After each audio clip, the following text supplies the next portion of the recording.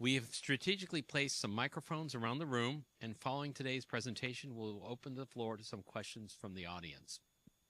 With that, I'm pleased to introduce our speaker, Obi Kaufman. Obi Kaufman is an award-winning author of many best-selling books on California's ecology, biodiversity, and geography, including his most recent book, The State of Fire, Why Burns. He was the 2023 Artist in Residence for the National Park Service at Whiskeytown National Recreation Area and authored The Deserts of California, which won the 2024 Golden Poppy Book Award for California Lifestyle from the California Independent Booksellers. A lifelong resident of California and UC Santa Barbara alum, Obi Kaufman makes his home base in Oakland when he isn't backpacking. You can catch him every month in conversation with author and tribal chairman Greg Saris on their podcast, Place and Purpose, and you can follow his work on Instagram at Coyote Thunder. Please give a warm welcome to our speaker, Obi Kaufman. Thanks, sir. All right. I don't know if you want to use this or... Yeah. I'll use this. It's all good. You can hear me, yeah? Okay. Hello, UC Santa Barbara. Wow,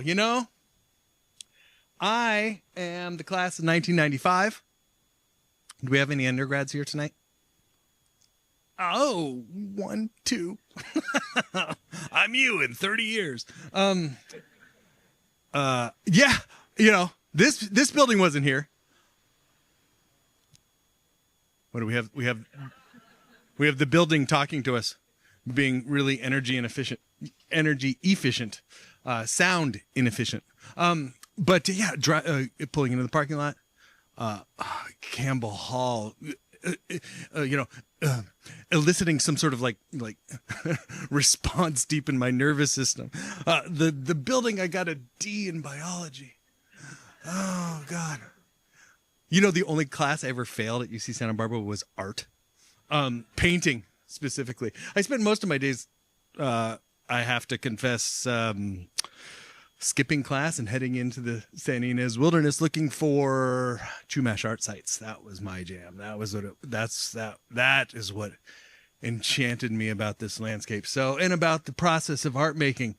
The only A's I ever got here was in calculus and advanced mathematics. I was really good at that, and religious studies. God bless the university system, huh? Yeah. And now I'm trying to figure out my place in all of this. And what is my place? My place is writing these big books, painting these big books on the entity that is California and our place therein, at least my place therein. And so what is my approach? What is my methodology?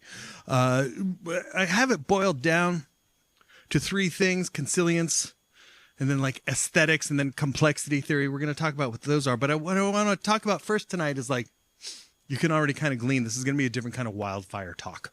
This is not going to be a lecture on fire ecology. Certainly not a lecture on like firefighting or house hardening or even like biology or ethology, right? How about this? Like a contextualization of land fire in California. So particular, with, no particular emphasis necessarily on the 21st century. The long story of fire in California gets longer the more I research it. So even the idea of consilience, bringing together these great schools of human thought, really between the physical sciences and the humanities, these inroads towards epistemology, these inroads to truth claims on whatever level. Consilience is usually a word that comes out of biology departments to stitch together different disciplines, like molecular and evolutionary biology, say, but I find that there is indeed more schools of thought to bring together, and one of the narrative conceits that I am finding more and more relevant is what can be said to be the very, very old story, even the indigenous story of what it is to be from California, and the very, very new story, so dependent on breaking innovations day in and day out. So this would be getting you primed now for this like investigation into what can be called like something like Pyrrhic philosophy, right? A subdivision of like ecological philosophy, right? Pyrrhic philosophy, not Pyrrhic. Pyrrhic. We're going to have to invent some words. The English language is incredibly anemic when it comes to describing processes of fire on the land.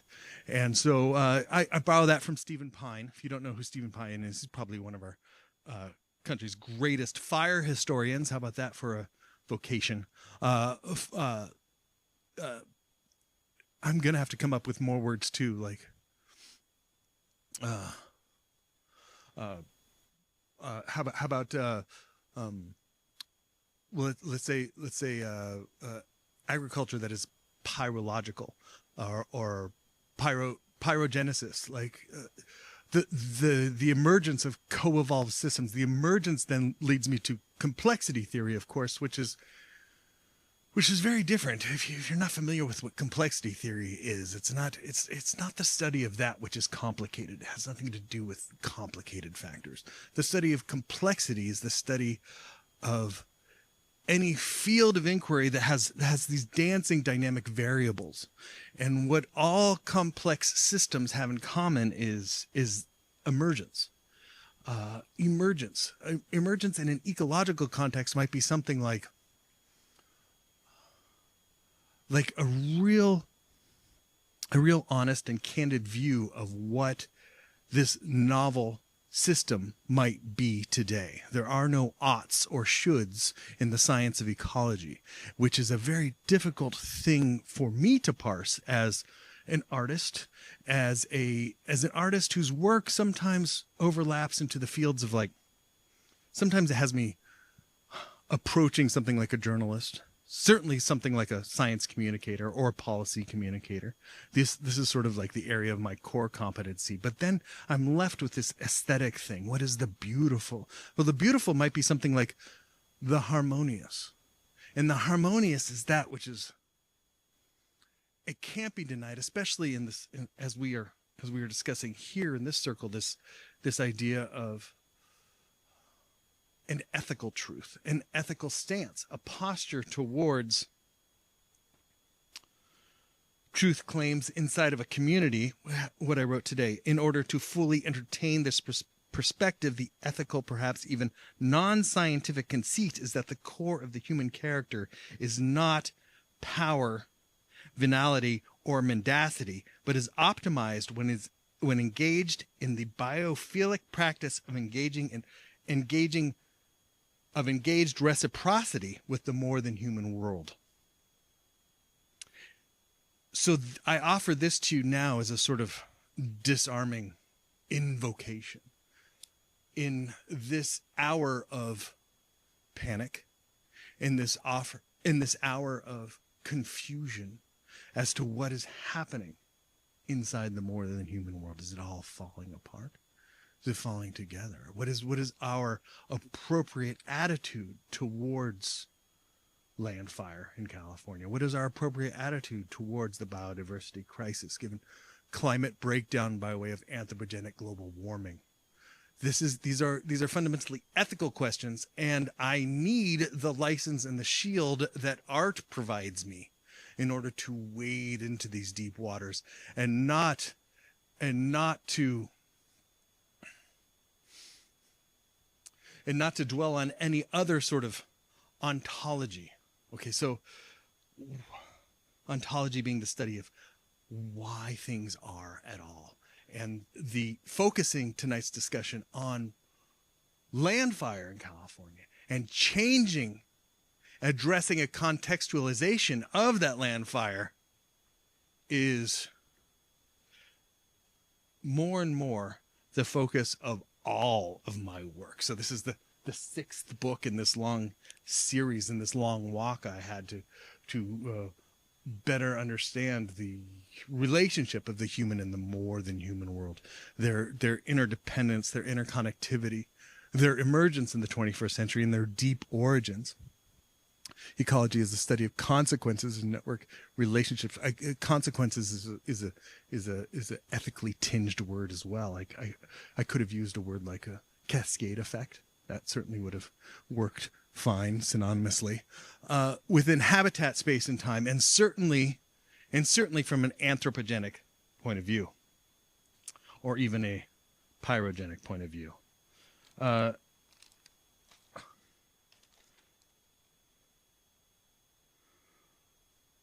So State of Fire came out in November, and I'm already 6 months into my next manuscript here, which is the origins of California. So you saw before that the California Lands trilogy was the forests of California, the coasts of California, and the deserts of California, and that's really sort of like exploring arboreal space, arboreal habitats in terms of evolutionary history in the first book, and then sort of exploring the right now that is the coasts of California, sort of a snapshot of the ecological present, the coasts of California being much different than they were 100 years ago, much different than they will be 100 years from now. And then of course to the deserts of California, which is something more like an exploration of the future, if you will, in terms of, not necessarily in terms of desertification, but more in terms of how desertification is not the manifestation of a mature desert ecosystem. So now I'm going to lay that sort of like temporal component out more specifically across these three titles, The Origins of California, which is what I'm working on now.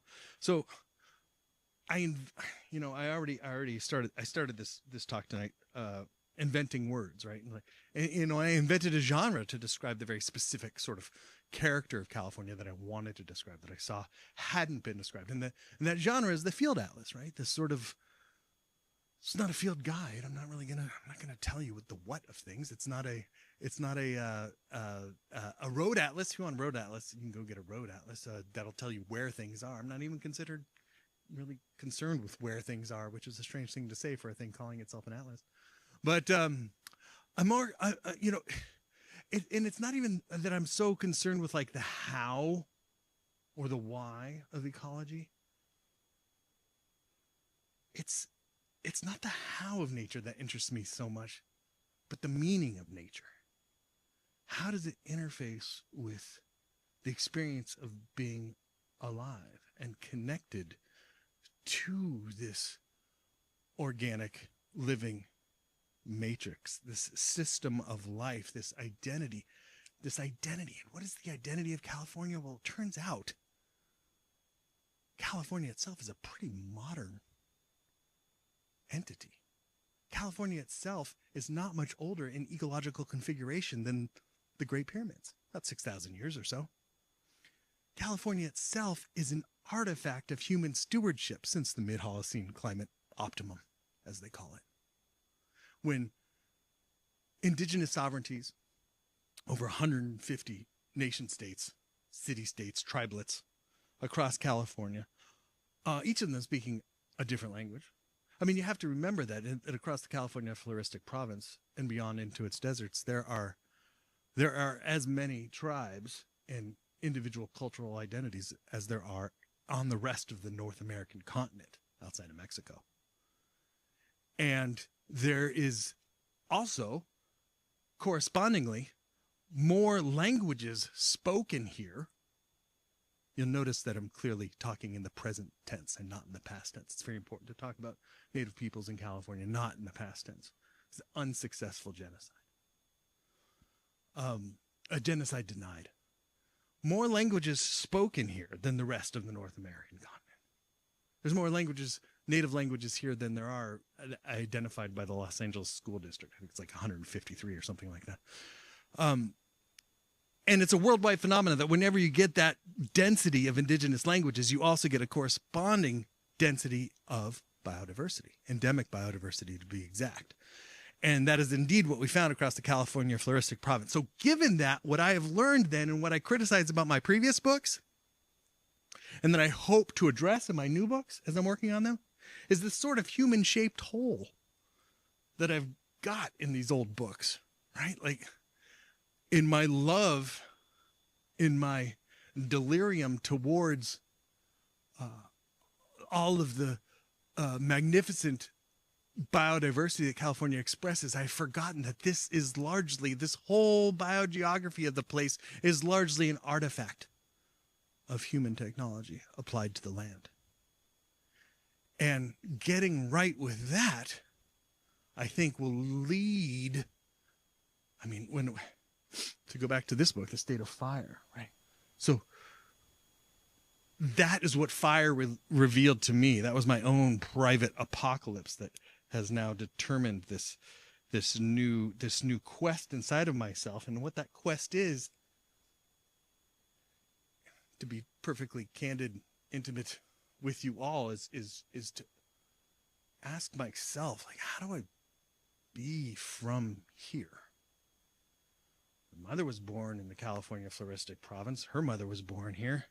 And yet I still feel like I'm colonizing my own mind. I still feel like I'm colonizing this place. I'm going to spend the rest of my life figuring out how to speak the language, if not the languages. And what are the languages? Well, we need to talk about understanding. This is all building and in the context of fire. Fire being the number one aspect of California's topography that we need to get right with by the end of the century to preserve, to conserve, or to even engage meaningfully and profoundly reciprocate that which is given the injuries of climate change, given the injuries of settlement, engaging in understanding, getting right with fire, Fire is not the enemy.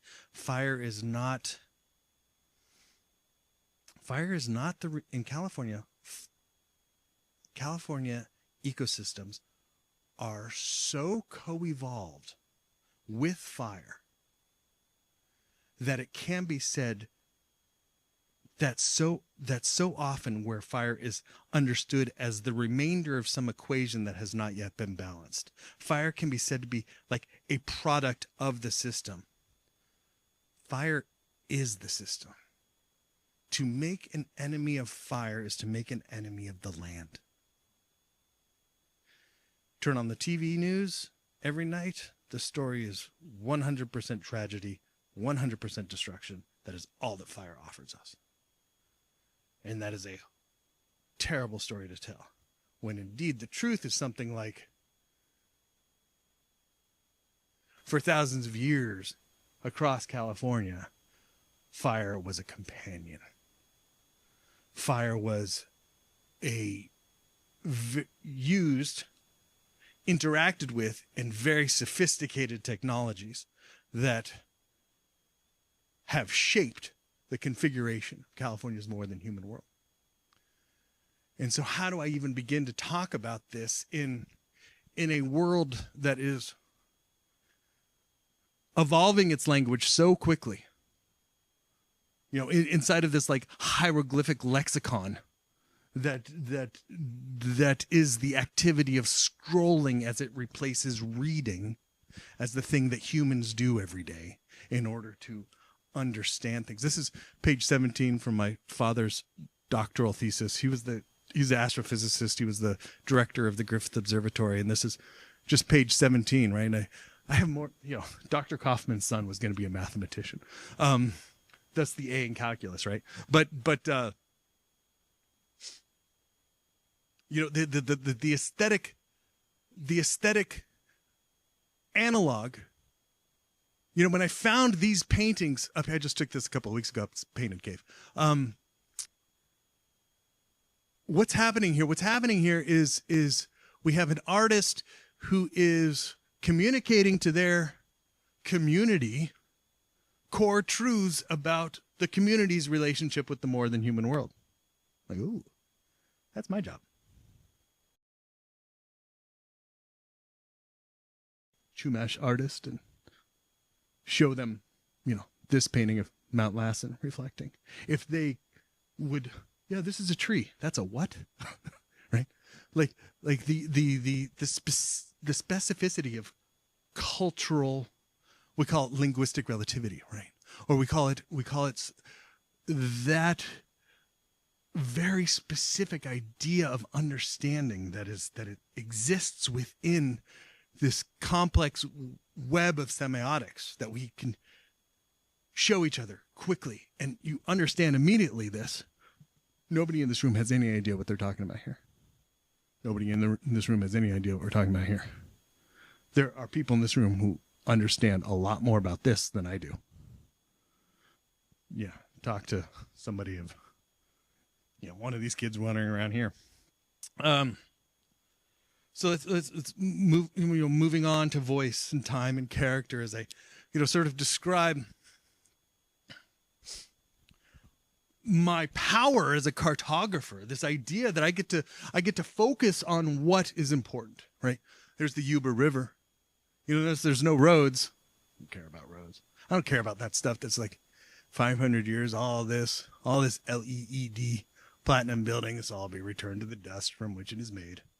And yet that river has been flowing down the west slope of the Sierra Nevada for about 10 million years. That's going to look like that in another 10 million years.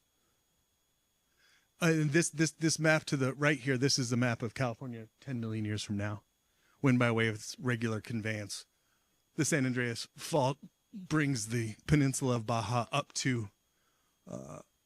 further north into the eastern Pacific Ocean, and Los Angeles becomes a suburb of the archipelago of San Francisco. And of course, that's 10 million years from now. The average lifespan of any vertebrate species on the planet over the past 200 million years is about 2 million years.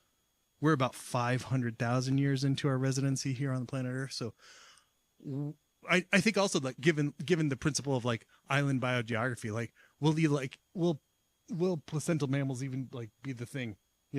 Is it like given that Earth Gaia at this point will already be dreaming of what the 7th mass extinction will be?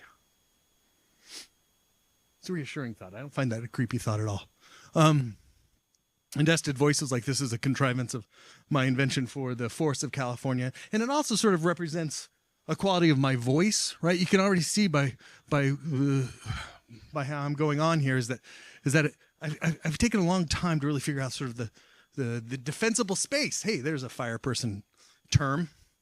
The defensible space around which I can defend the narrative that I present here. But this is also in the Forest of California. It's like A represents plant associations, B represents habitat types, and C represents forest distribution. And this is the coasts of California where I have pluralized coast. It's funny, when I bought that website, thecoastsofcalifornia.com, I spent like 25 cents on it because nobody ever thought to pluralize the coast of California. The coasts of California, 27 different ecological characters. And I could say things then, like in California, trees are made of fire. In California, fire exists as it does nowhere else on the planet, given its indigenous history, given its species coevolution and distribution types, and given the climate of this particular floristic province. Enter humanity. Enter humanity.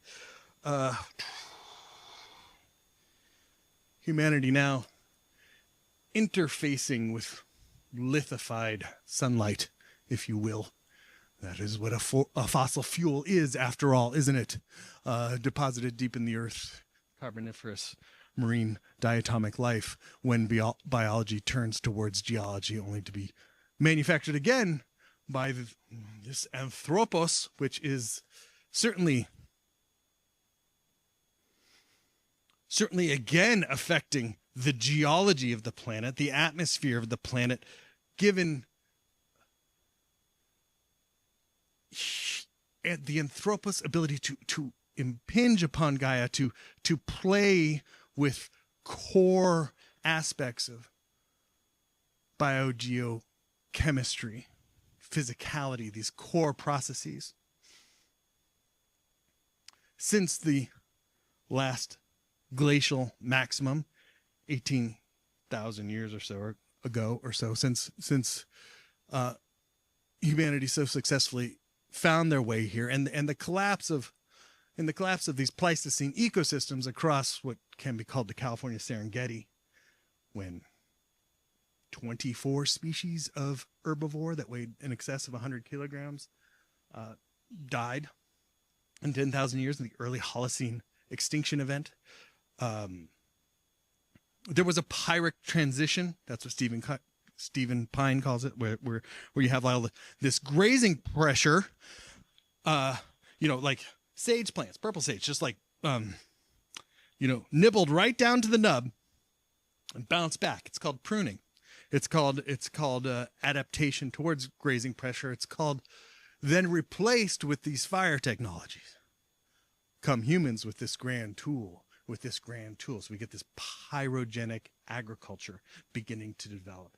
And the pyrogenic agriculture is the thing that I think sociologically, we have some political scientists in the room.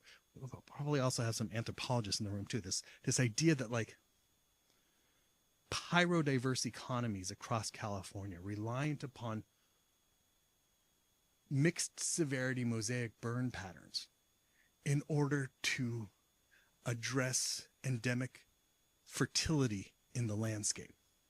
I'm going to get a little bit more into that in a second. So as Dar was mentioning, I did the 2023 residency at the national park here, and well, it's the national recreation area up in outside of Redding at Whiskey Town Reservoir, and this was the site of the 2018 Carr Fire, CARR. And I don't know if y'all remember this one, but I just want to talk about some of the mechanical terror of mega fire, and I want to talk about the infinite capacity of adaptivity within California floristic province, even towards extreme, even towards intense burn zones, which means 100% mortality. And when I'm talking about intense burn zone, that's almost like anesthetized language. It's like, we're not, Palisades was a tragic urban fire. This was something else. When the fire tornado ripped through outside of Redding in the Carr Fire of 2018, the fire tornado was 3/4 of a mile wide, and it was 3.5 miles tall, punched a hole right in the stratosphere. Its front edge was burning at 2,500 degrees Celsius. That's the force, that's the energy equivalent of hundreds of Nagasaki bombs, concentrated in one moment. Your house doesn't burn. In the flashover effect, your house vaporizes in less than 2 minutes. Your porcelain tub's gone, your stove's gone, everything's gone. The ground gets burned to glass, and there I am standing 5 years later in the middle of a super bloom where that fire happened. Found 3 new plants, 3 new wildflowers that year. And I was going around with the National Park Service botanists, and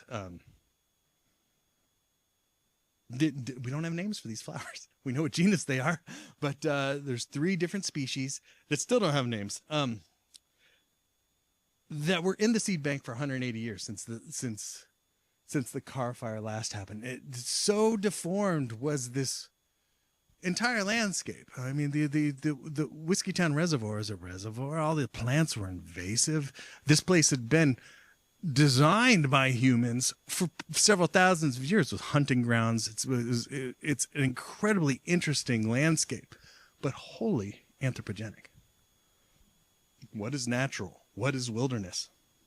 What is California without people? Well, we got to talk about Los Angeles. So many dear friends that lost everything. I'm sure we all do. We're so near and close to this place. I think I'd like to talk a little bit frankly now that we are almost half a year on from the fire about what happened and why, and to discuss maybe strategies towards some reconciliation of understanding despite the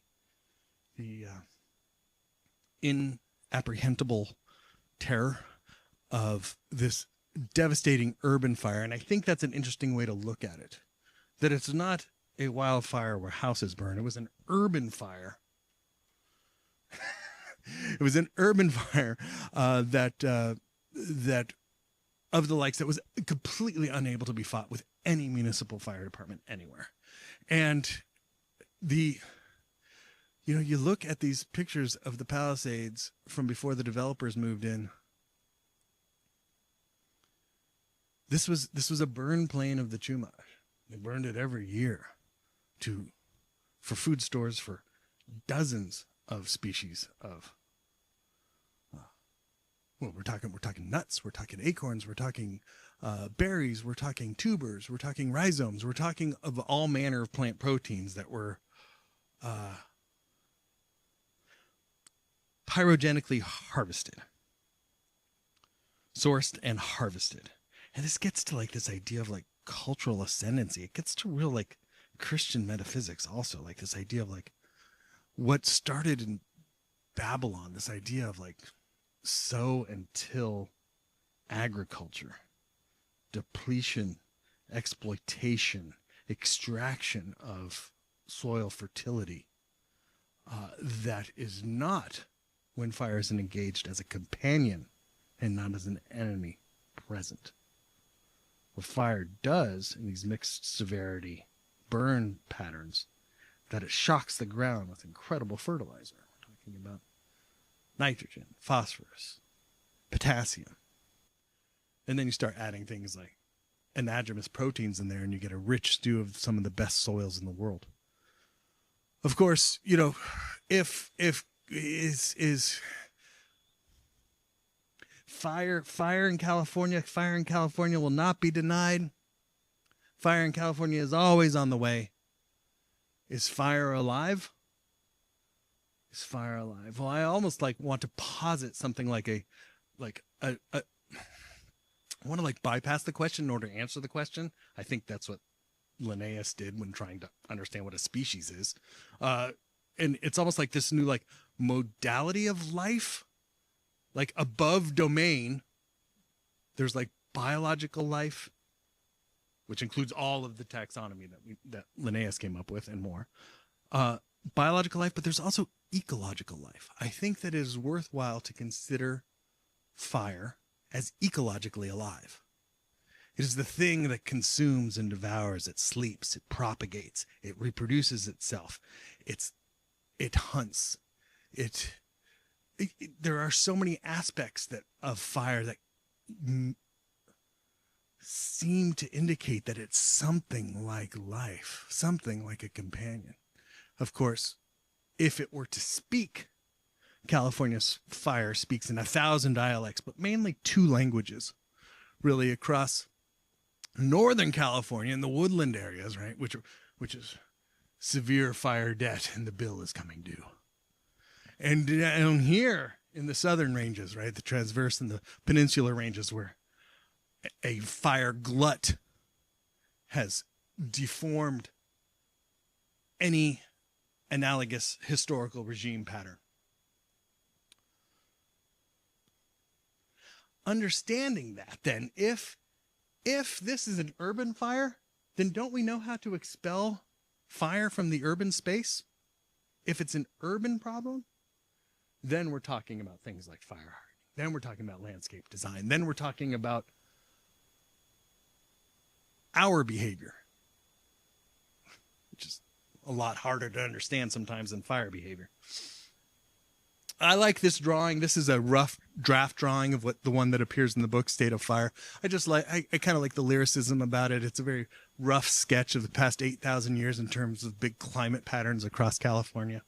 You hear a lot of people fretting about drought these days, and in contemporary California, where you got, it's been 5 years of drought. Oh, this is a tough drought. California knows how to get hot. California knows how to get very hot and very dry. A mega drought, and there have been a few of them over the Holocene. They've actually been a regular event. A mega drought lasts 100 years. A mega drought is when it gets really hot. So California has gotten really hot. 2 degrees centigrade actually across the California floristic province since 1895. Since the beginning of the Industrial Revolution, which is where IPCC wants to go with their threshold of 1.5 degrees, it's probably gone up 3 degrees. And that is still less than where it was when, like, the San Francisco Bay became a geographic entity 6,000 years ago, which was another 2 degrees Celsius hotter than that. And throughout these mega droughts, it turns out that California did not lose one species of its biodiversity. The reason for that is because of its biodiversity. That self-axiomatic truth is something we're going to explore here in a minute. But yeah, we're as they say, what is that in Game of Thrones? You sweet summer child. It's like the century from 1850 to 1950 is the wettest century in the past 2,500 years, and this past 75 years have been trending towards greater and greater aridity. Mega droughts coming. Better get right with fire. Okay, so here, yeah, I like this. Okay, so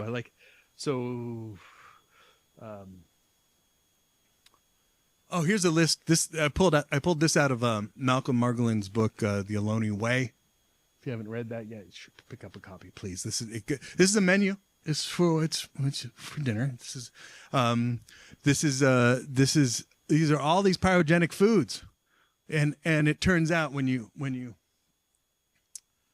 it's not just about getting plants. It's about making habitat for game as well. We're talking about interacting with a system of homeostatic parameters across millennia, and a covenant forms. And I'm not afraid to even use that word. I'm going to go into what I mean by that.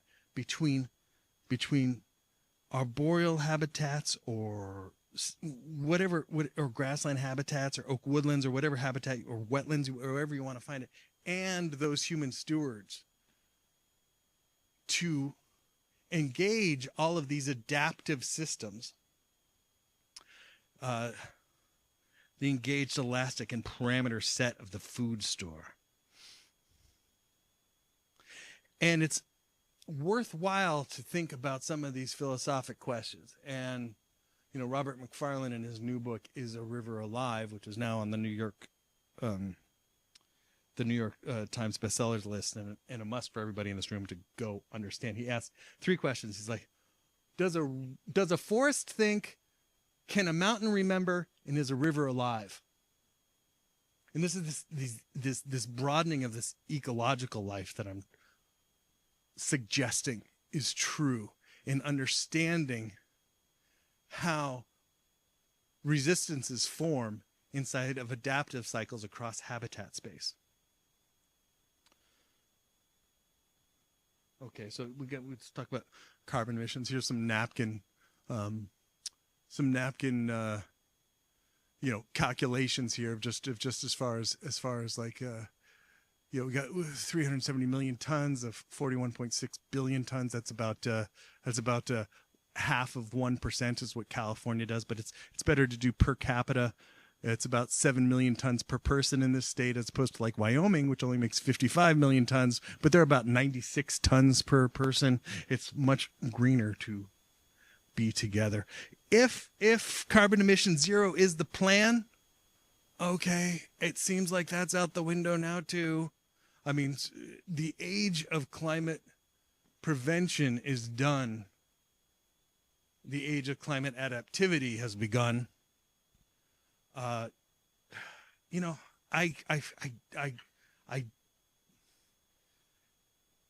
Fire, it's like, sure, we've got the hydrosphere, we've got the atmosphere, we've got the lithosphere.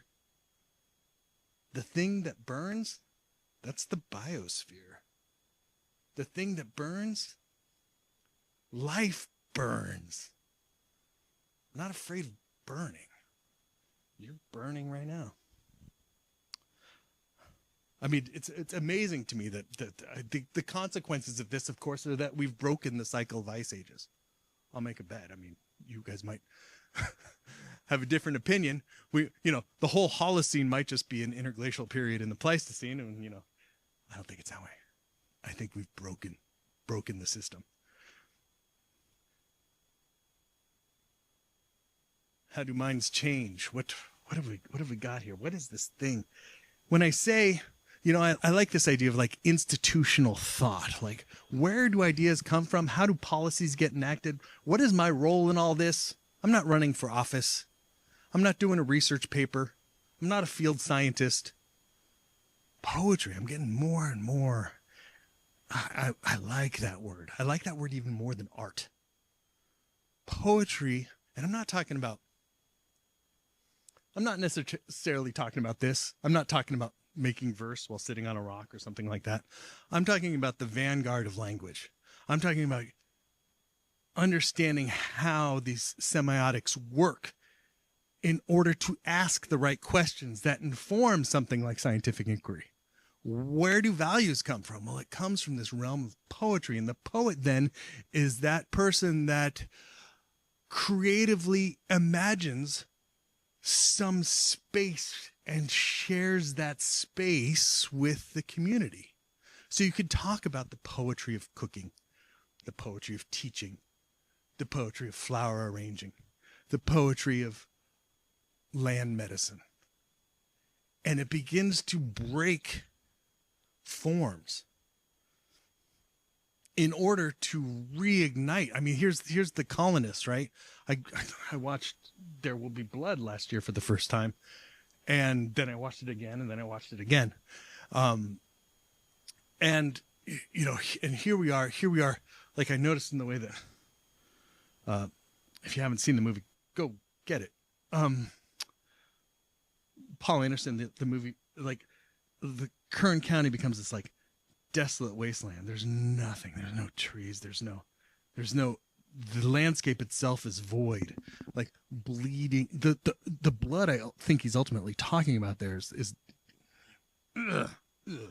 That would be the Lakeview gusher. Y'all know about that? 1910, twice as big as what happened in the Persian Gulf in the 90s. It was 378 million gallons. It was a lake of oil. It's the worst oil tragedy. It's the worst oil tragedy in the history of oil tragedies. And what is it then about how minds change? Why aren't we dead already? Well, it's probably because of books. You don't remember the new story and the old story I was talking about? Like this one, 1961. There wouldn't have been a golden age of environmental legislation without Rachel Carson.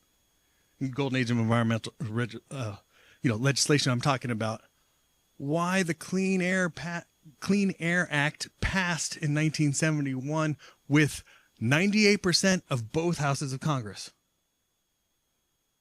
And that was followed by the Clean Water Act, followed by the Endangered Species Act, a whole slew of them. Well, I guess it probably started with the Wilderness Act, 1964. That'd be Wallace Stegner, Sound of Mountain Water, the Geography of Hope. And then this very, very new story, the theory, MacArthur, 1968, Theory of Island Biogeography. Finally, we have a working theory of landscape-wide speciation. Him and E.O. Wilson, a naturalist you probably have heard of, who actually, did the work to postulate that which Darwin's book didn't do, right? The Origin of Species doesn't actually explain the origin of species. But you guys all know that. But what are these new ideas, right? The new ideas, I think we've all got Robin Wall Kimmerer in our mind right now. You already do if the idea of reciprocity. I've really been interested in her idea of the grammar of animacy. Like really understanding this idea of like simplifying language and yet at the same time revealing through excellent poetry the complexity of these endemic systems. So we've got ecological services becomes gifts. And then I think of things like recreational value becomes something like sanity. At least that's what it is for me. But let's keep going here. I don't know what time it is. I don't need to be keeping you here forever. Oh, it's 7:07. Okay, we're good. we've got so I'm looking for precedent, and I'm looking for biological factors, biotic factors rather, that were present. Like why did all the species survive the mega droughts? And furthermore, towards something like a fire infrastructure or a fire superstructure in the next 75 years? What is the precedent? Well, precedent might be something like the water infrastructure. I think what we've done with water in this state over the past 90 years rivals anything that any civilization has done with anything, anywhere, at any time. I'll put it up against the Great Wall of China. For the amount of work that system does every day, completely restructured the hydrology of the state. And that great triumph will be met only again by how it transforms over the next 100 years. You know, in the dream of fecundity. I mean, that's 100 years ago. That's how long, you know, a fish out at sea, a Chinook out at sea for 7 years gets that big. And then you have twice a year they come up to Sacramento, 250,000 of them. Looks like you can just walk across the backs of them like just glinting nickels in the sun. And what are they doing? They're climbing the terraces of the beaver, one every kilometer, across every watershed in the California floristic province. Of course, that was before the fur rush, 20 years before the gold rush. 15 million beaver. Ecological engineer. That'd be the reason. But it takes everybody, because what do we have here? We've got the salmon, the anadromous salmon, by way of their own mortal life cycle, going up to their headwaters, depositing their body, giving it to the forest, distributed then across the forest body by hundreds of thousands of raptors, and then under the snow, and then the flood comes down. This is hundreds of thousands of metric tons of calcium and phosphorus and nitrogen. Forest food. And then you add the magic that the apex predator brings. We're now commemorating 100 years without black bear's big sister, the California grizzly, who I miss so. We all miss the California grizzly. What numbers were they? Accounts of 18 per square kilometer when the Chinook run in the Sacramento and San Joaquin Valley. 18 per square kilometer. Grizzly bear. Big. As big as Kodiaks. As big as polar bears. And what do they do? Oh, you know, like, I just think of like that sacred tillage. It's like the padded paw print in the mud and that salmon fed soil, you know, with that little dot of salmon protein under the claw, just depositing just right there for that, you know, that John Muir talks about 100,000 wildflowers in every step. It's like, well, that's where it comes from. Then you get the speciation and the pollinators. It's like top down cascading effects of apex predators across the state. Can't be underestimated. And so now I got to go back to that covenant. Like covenant, when we're talking about summary of vectors of stress on forest ecosystems. You know, you're traveling along the Stanislaus Forest or whatever, it's 3,500 feet above in Sierra Nevada, and ponderosa pine forest. In an old growth ponderosa forest, you get maybe 40 stems per acre, or about 16-inch DBH, diameter breast height. 40 stems per acre.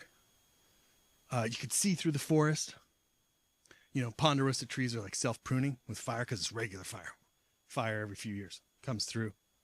High intensity, low severity fire, burning all that pine duff. Adding to the fecundity of the land. You get the sense of an intelligent space. Do forests think? Well, they seem to have agency. And what is agency? Agency is like some degree of like being able to exist within a community towards with direction, with being able to make decisions about one's own life and community. Zoe Schlanger in her book, The Light Eaters, there's another one for you to put on your reading list. You got to read that book. Because like me, where I'm talking about ecological life and biological life, she talks about intelligence, and then there's plant intelligence. And it's okay if they're two different things. Because there's something there. And if you have a problem with this calling intelligence, then okay. But there's something there. But I tell you, what we've got now for tens of thousands, hundreds of thousands of acres across the southern Sierra Nevada, because of 150 years of fire exclusion policy, well, it's probably more like 100 years, 120 years. Well, we got to go back to genocide, enslavement, and erasure of indigenous peoples. It's more than 150 years. You now have 1,000 stems per acre, 4 inches diameter breast height. Drought stress, the soil is dry, and I hesitate to call it dead. That's what it feels like. The fungal plague is moving down. We might lose all of our sugar pines. We might lose all of our 5-needle pines in the next 50 years. I don't think so. I think we're going to figure it out. But it's approaching something like the American chestnut extinction event. Then the native insects are just summoned. The bark beetles are just summoned by the pheromonically screaming trees that are yelling at us. And that's that broken covenant. And they're like, where did you go? Where have you been for a couple hundred years? For the past 10,000 years plus, we had an agreement. You give us the fire we need to stay healthy, and we give you the food you need. We make the habitat happen. And that's a broken deal. It's a broken contract. If we recognize that, then now we're talking about something real. And I'm not sure if we have it yet. Okay, Sacramento, what have you got? Well, we've got this idea about 30 by 30. We're going to protect 30% of California's lands and waters by the year 2030. It is very low resolution. These are the different habitat types that are being protected by 30 by 30. And right, so the green is the total protected area in each of these habitat types, and then the yellow is the total area. The whole pie represents what we've got there, and then the orange is like what we need to get done by 2030 to comply with this state law. Conifer woodland. Oh, looks like we got it all figured out. Where's redwood? Oh, it's in conifer woodland. Okay. Looks like the deserts are doing a lot of work. Oh, yeah, because we need to write the cheap receipt for what we're doing to the desert ecosystems to inform this thing called the zero carbon net zero California by 2045. It's a bold goal. We have to build so much infrastructure. When you build a thermal farm in the desert, you just take a razor blade and just kind of do this to all the ecology. Nothing. It lives there. And I don't know if I agree with the idea of trading nature for nature. What cheap receipts are we writing? Where do we go from here? What are the solutions given the problem? Well, let's start with some hard truths. The clock is always ticking. I've said some of these things. Trees are made of fire waiting to burn. Post-fire habitats are vital for California's biodiversity. Oh, I haven't said that one yet. Snag forests support more biodiversity than old growth. Snag forest is now more rare than old growth, even with 4 million acres burning in 2020. You need that margin effect. You need the opening of the space. You being, California's endemic biodiversity, arboreal biodiversity. Fires don't kill forests. Policy does. Fires will dictate the quality of humans' continued residency here into the distant future. California burns because of decisions people do or do not make. The land patterns of human development can and do mitigate fire behavior at every scale. And lastly, California's fire-prone biogeography is anthropogenic, having evolved inside sustainable cultural parameters over thousands of years. Hey, I'm not saying that fire isn't scary, the thing that consumes, you know, I mean, here we are in 2025, another year of the wolf now that we have 8 packs of wolves back in California. Apex predators are returning. It's wise that we support them. It's wise that we support them towards greater connectivity. But before I end with talking about connectivity, I want to talk a little bit about economics.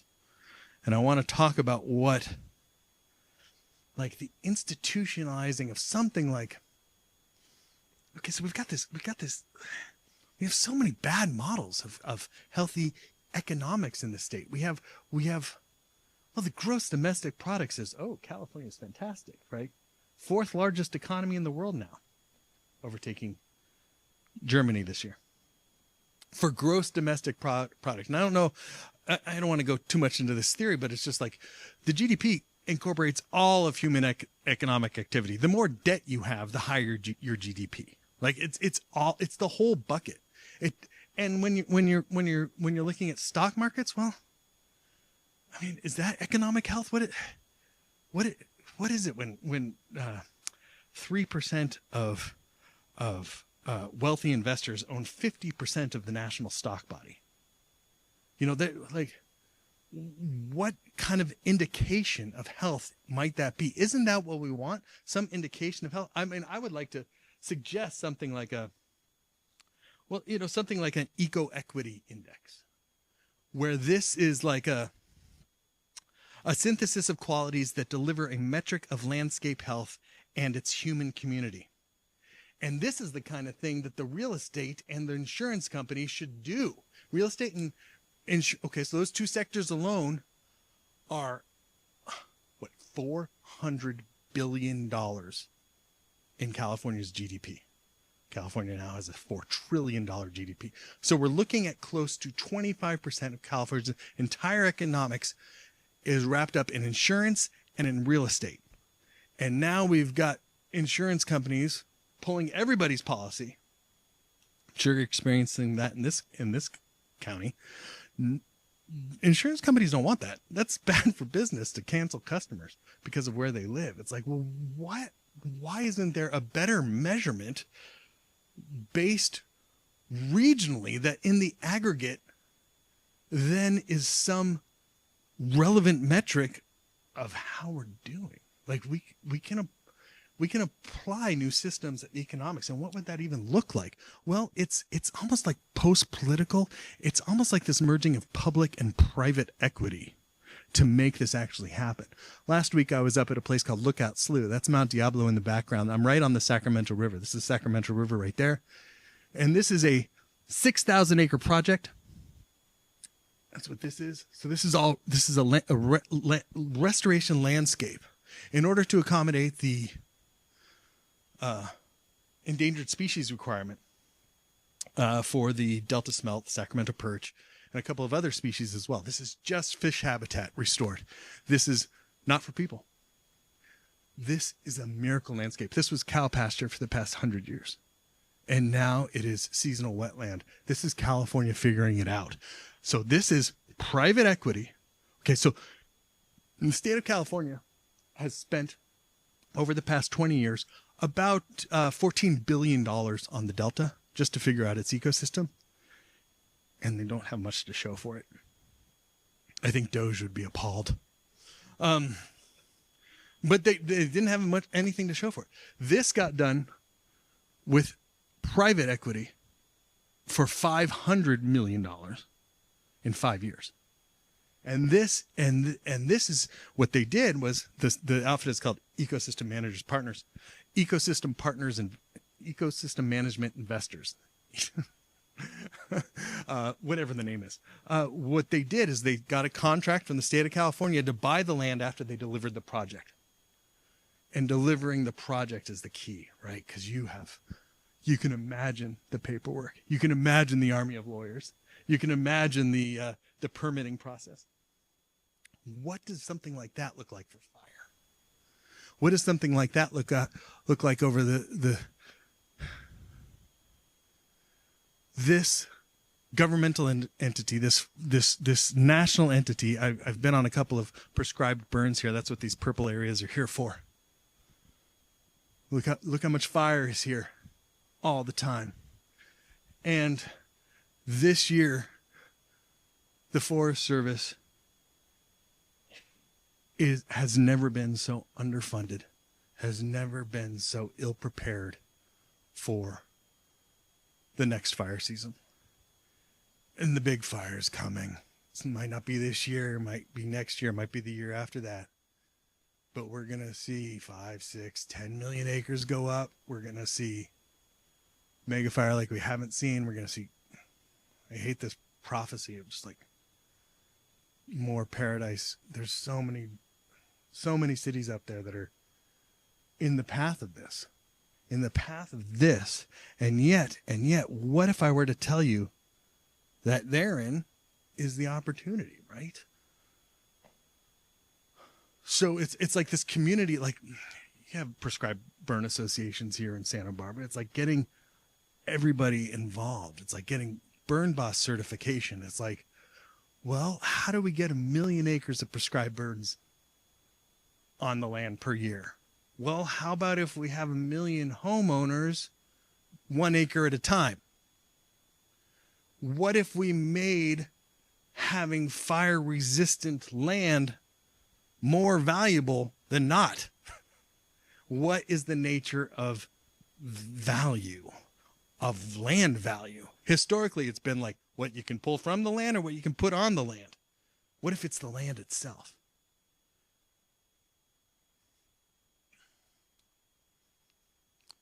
So it's not just about protecting areas. It's certainly not about wilderness. It's about evolving ideas and spaces. I mean, what do we have here? We've got, I like ideas. I like the Endangered Species Act of 1973. What about the Endangered Phenomena Act of 2073? What if we made what if we made megafire illegal? What if winter had its day in court? I think that this is a legal frontier. I think both of those prescriptions are rather punitive, and I'd like to be a little bit more forward thinking, or at least proactively, engaged reciprocity towards these biophilic processes. And we see them everywhere right now. We see them. The yellow is like key identified corridors of wildlife connectivity to increase biodiversity. And what is biodiversity? Biodiversity is the fuel for healthy ecosystems, and healthy ecosystems deliver the gifts, the ecological services that every human community ever has always depended on and will always depend on.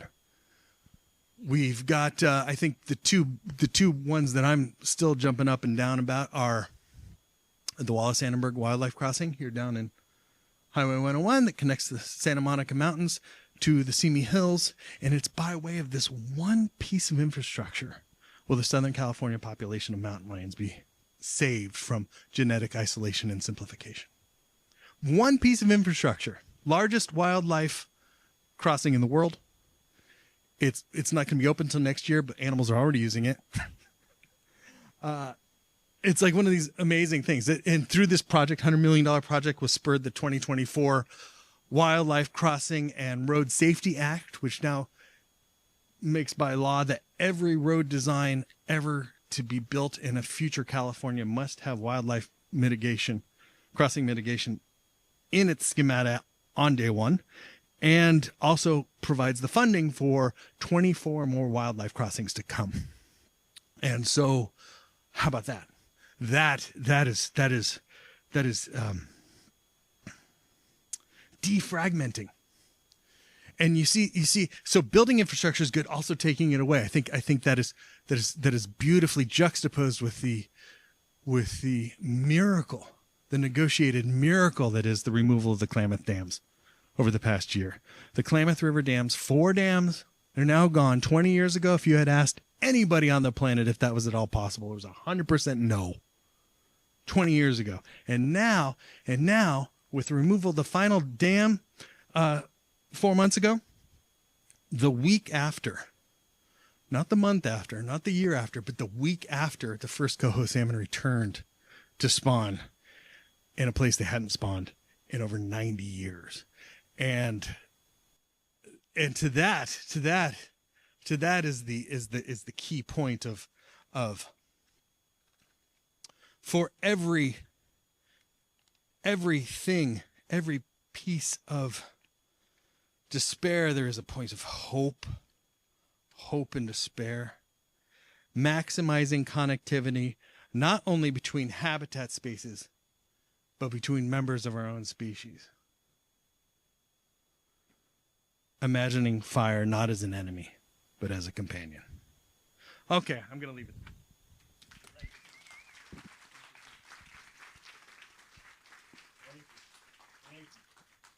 Thank you, Don. So, give me your questions. I want to talk about anything. No? Yeah, you go. Okay, I'm going to walk around, and I think we have 10, 15 minutes for questions, so feel free to ask. Hi, interesting talk, very philosophical. But I have a question for you. I want to know your opinion, because I felt that, how do you see us as aliens that invaded Earth and I know are here illegally, creating violence and destroying the planet and need to go back, and the planet's gonna get rid of us, or part of this environment that we have to build our homes, we have to grow. Yeah, we have made many mistakes. We created anthropogenic global warming, no question about this. And then you have to survive in this Earth, right? If that is the second option. And for that, we can't live with wildfires as if we were not here, as before us to be here. So because we can't, we are building, we have to survive. We want our homes. We don't live in caves anymore. And then we need to do something about it. We can't. Wildfires cannot be as they used to be. Unfortunately, we disturb way too much. So shall we go back to Mars, or should we stay and do something about it? Back to Mars. Oh, I like it. Yeah, no, I think well, to the knee-jerk reaction to your question would be like, well, ask me on, depending on what day of the week it is, how much of my disdain for the thing that is the anthropos, the collective force of humanity on the biosphere, right? And yet we are a dream of the earth, as every organism has always been, and will always be tied to this place. I don't see any path forward given the endosymbiotic entities that we are in this body. Every time you walk through the forest, you're breathing in hundreds of thousands of fungal spores, and your body needs that in order for its physiological homeostasis to remain intact, and to make life on some other planet seems absurdist at best. Regardless of, there's no going back. I think restoration works on a small project scale as a word. It doesn't work as a concept across the biosphere. We are now engaged in a novel space. This is something different. The future has no analogy because of what has transpired on the industrial level across the past few centuries, and that I don't see that as a invitation to an invitation to despair. I just don't. Perhaps it's my own proclivity towards something like, as I said in the beginning, that in order to buy any of what I'm saying, you have to buy that the core of the human character is not the lust for power, for venality. It's something like the maximized human potential is realized through engagement of reciprocity with the more than human world. And I think that is exemplified again and again by any psychological study that you can find regarding interface with nature on any level. You could feel it in your immediate body physiologically when you're out in nature, right? Like, so, because we are of that, and to despise, I find myself disarmed of any true despising of the human race, because, well, one, I'm of the human race, but also this like, the earth dreamt us into being. There is nothing unnatural about us. There's nothing supernatural about us. Now we're in this space now where the collective force of Anthropos upon the biosphere is something that needs to be negotiated if it can, if it doesn't crush itself under its own momentum, which is an entirely possible scenario as well. I maintain that my relationship with this aspect of the world that I love above all others, which is California, this 100 million acres of landscape that I feel such a deep affinity with, like, is my home. It's part of me. My body is laid across it. I could see myself in it. I was thinking about the word romance today. It's like romancy, like mancy, like mancy means like magic. Like, there's a magic of affection towards this place. And I know that my want to be ultimately from here, to not be settling so much as being like accepted, is a process and not a destination. It's not something, it's like, oh, I'm finally from here. It's like, I'm going to work my whole life to better understand its core processes. And ecology is the perfect window to do that. Of course, my brand of ecology is mixed with this whole aesthetic philosophy as well, which is what you talked about, that philosophy, which I think is very important if we're not building scientific papers here.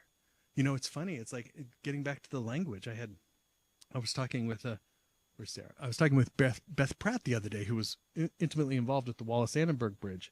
In fact, she was the reason for it, getting the funds together for that wildlife crossing. And she's coming out with a new book called Yosemite Wildlife. And this book is a game changer. It's so beautiful. And it's published by the University of California Press. And they pushed back on her. They wanted her to not use he or she when talking about animals. It had to be it. And she said no. That was a deal breaker in the language applied to the behaviors, the ethology that she was espousing. This is not a scientific academic paper. This is a story we're telling. And this is a story I am telling. Right? This is not an academic treatise that has to use particular scientific linguistics. I'm not interested in that. I'm interested in talking with you, my community, my people, quite literally here, my alma mater. So I think that gets to something like an answer to your question, but I really appreciate that question. Who else has something? Yes, sir. I think I have the microphone. Oh, yes, of course you do, Louisa. Hello, my love. How are you? Hi, Obi. Hey. First, I want to say thank you for your devotion, your romance, your love of language, your love of this place, what you've given all of us, your prolificness. And I think it's funny how we often ask a question, but it's really a statement, that's very American, but I'm going to do it because that's what we do. I think language, obviously you and I have an intersection around language, and I would posit that one of the things that we don't talk about enough, so I'm going to mention three things, and then I want you to speak to them. Scale.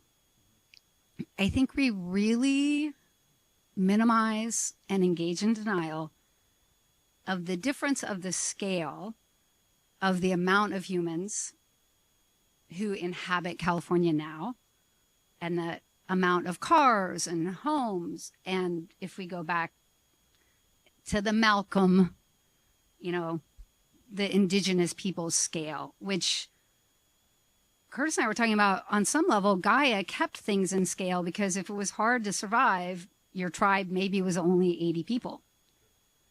So I think we gloss over scale. I think we gloss over the Industrial Revolution.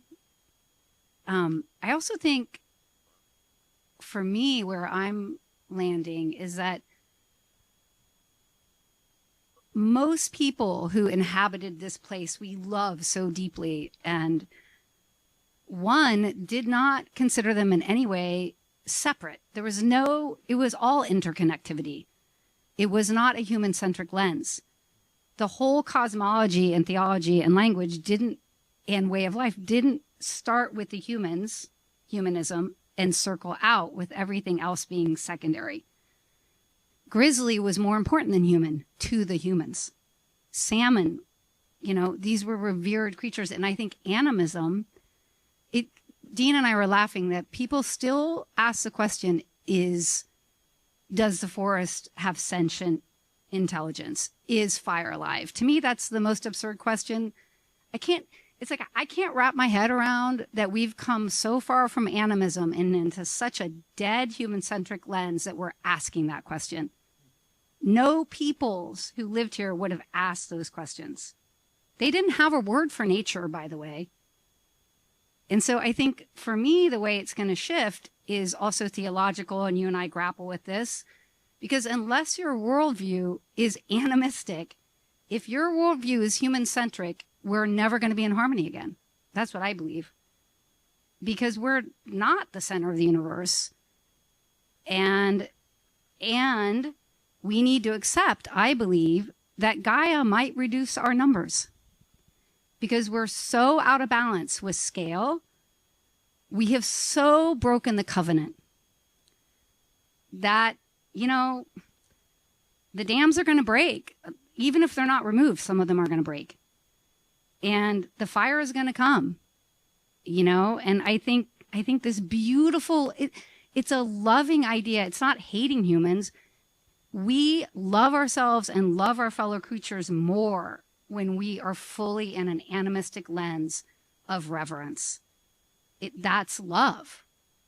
And so I think the shift, and, braiding street grass is a great reference. And the shift has to be in our cosmology and our language, that we aren't the center of everything. I mean, and I'd like you to speak to scale, and the language around a human-centric lens and a rationalism lens versus an animistic lens, which all Native peoples had here, by the way. And that fire doesn't want us to make friends. If you understand the nature of Kali and fire, all creativity and all life comes from destruction and fire.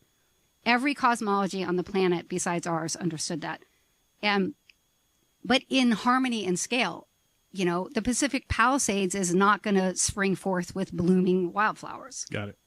So I just think scale, language, animism, and moving from this human-centric lens, and how you see that folding into your narrative of love and hope. Sure. Thank you. Louisa Roebuck, everybody. Her book, Punky Kibana, she's one of the greatest artists I know. I wrote the foreword to her book. It's called Punky Kibana. Oh, boy. Oh, well. Well, I think you put that very well. You made the points. I think that I'm drawn to so my podcast co-host, Greg Saris, his mentor, the great Pomo dreamer and basket maker, Mabel McKay, had a vision. She's a prophet of the Pomo people, and she says, I have this vision, it's all going to burn. And Greg, it's probably about 40 years ago, Greg was like, oh God, what do we do? What do we do? And she goes, oh, what do we do? Oh, that is so cute. She says, you're going to live the best life you can, And I think, dude, that's what we're figuring it out. My own proclivity towards the fight of hope, towards, you know, yeah, of course, the specter population collapse by way of X, Y, or Z disaster, existential threat, as it's, you know, nominally called, is forever on the horizon. And then there are ways to spiritually fight that, surely. Yeah, okay. Maybe. Yes, Punk Ikebana. Ikebana. So that's the Japanese art of flower arranging. And Louise is the best. Thank you so much for that input, Lisa. Right on. Gar, we got anybody else? Anybody else want to say anything? Maybe one Oh, more yeah. question or something. So Yeah. we do have a Right. engagement where we're actually 2 Okay. minutes. All right. Good to see you again, Opie. Hey, good to see Yeah. you too, man. Yes, all these things are whirling around, but I think what we can do as humans, though, yeah, there's a lot of us, is think about what we've taken out of the landscape that would help us with fire. And one of the big ones was beaver. They're not just human. They're protect the species too. They are places of refuge, and they're places where fire slows down. And we were covered with beaver dams here in California. And they really mitigated fire. They allowed us to live in the fire ecology, but have safety places where humans and animals could go when fire happened. And with them, we've also, by removing them, we also threatened our steelhead, made it impossible for them. So those steps we need to do is figure out how to engage in our environment to bring back the keystone species. And if you bring the steelhead back, you bring the nutrients back, and you also then feed, we're not overwhelming our coasts with nutrients, that they stay in our environment to make it more healthy and more fire resilient. So these are all the pieces. We've just pulled them out, and that's where we are right now. And with that is our kelp. So many, it's a cycle that we all need to come back again to. It feeds the fire ecology. It's the ocean and the land. It always has. So that's enough. Well, I think this has been fantastic. It's actually been recorded, and we'll be posting it on our website, as I think probably Santa Barbara Fire Safe Council